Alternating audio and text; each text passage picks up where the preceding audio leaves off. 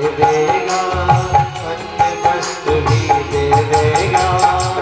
जिस मालिक ने जन्म दिया है अन्न वस्त्र भी दे देगा, अन्य वस्त्र भी दे देगा, अन्य वस्त्र भी दे देगा।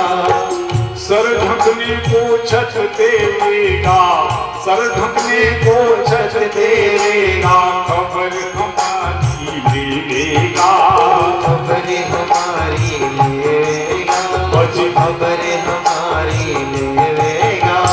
भजन करो निश्चिंत और छोड़ो चिंता रोटी दाल की। बलिहारी बलिहारी बोलो, बलिहारी नंदलाल की। बलिहारी बलिहारी बोलो, बलिहारी नंदलाल की। बलिहारी बलिहारी बोलो, बलिहारी नंदलाल की।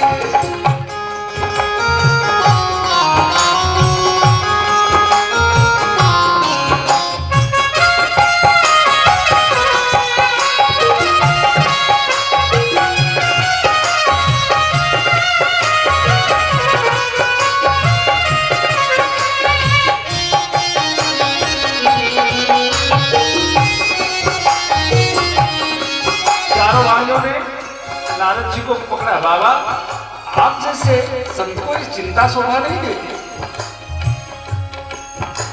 कथम ब्रह्मण दीन मुखम कुतश्चिंता भवान।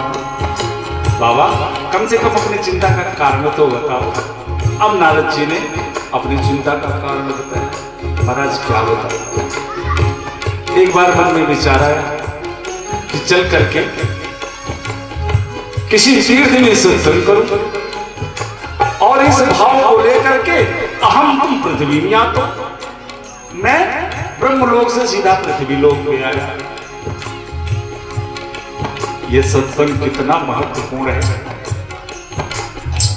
जिस सत्संग को आज जब ठाकुर जी कभी कृपा करके अगर हमको प्रदान भी करते हैं तो हम सहज में ही गंवा देते हैं।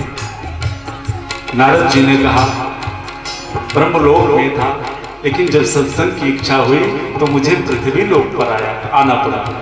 ये सत्संग पृथ्वी लोक के अलावा स्वर्गे सत्तेश कैलासे आपको ये कहीं मिल नहीं सकता। अगर स्वर्ग में भी हो, कैलाश में भी हो, यहाँ तक कि वैकुंठ में भी आपको सत्संग का लाभ नहीं मिलेगा। इसलिए पृथ्वी पे आ गया। और महाराज जब मैं पृथ्वी पे आया तो मैंने सोचा चलो तीर्थों में चलते हैं, जहां ठाकुर जी के तीर्थों में हमेशा निरंतर लोग सत्संग में ही व्यस्त होंगे, मस्त होंगे। मैं भी चल करके सत्संग का आनंद लूं। और महाराज समस्त तीर्थों का परिभ्रमण करके मैंने देख लिया।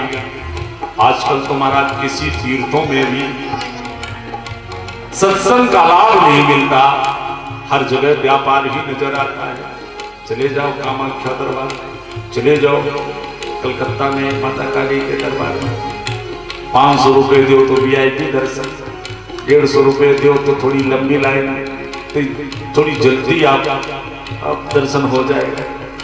महाराज पुष्करम चा प्रयागम चा काशी गोदावरी तथा हरिक्षेत्रम कुरुक्षेत्रम श्रीरंगम सेतु वंदनम। महाराज समस्त तीर्थों को मैंने देखा, लेकिन सत्संग नहीं मिला। कहा चलो छोड़ो तीर्थों को, चलते हैं अपने संतों के पास। और संतों का तो परम धन सत्संग है। संतों के पास तो मुझे सत्संग मिलेगा ही। महाराज जब संतों के पास पहुंचा तो समस्त संतों को भी पाखंड निरता संता। आजकल महाराज समस्त संत भी सभी पाखंड परायण हो गए। पाखंड का मतलब पापस खंडा सह पाखंड। जो पाप का ही खंड है उसे पाखंड कहते हैं। पाखंड का शाब्दिक अर्थ भी यही है और भाविक अर्थ भी है। तो नारद जी के नेत्रों में आंसू है। बाबा क्या बताऊं, संत भी सभी पाखंड परायण हो गए। संतों की भी परिभाषाएं ही बदल गई। पहले जो जितना बड़ा संत होता था ना, वो एक धोती, एक लंगोटी। जिसके पास जितना ही बड़ा त्याग होता था वो उतना ही बड़ा संत माना जाता था। और आजकल तो महाराज जब तक 50 लाख की गाड़ी से बाबा जी ना चले तब तक उन्हें बाबा मानने नहीं चाहेगा। महाराज जी की कथा अगर इंग्लिश में नहीं हो गई, साइप्रस लंदन में कथा करके नहीं आए हैं, तो यहाँ भारत में बहुत कम मंच उनके लिए रिक्त मिलते हैं। अरे वो बाबा को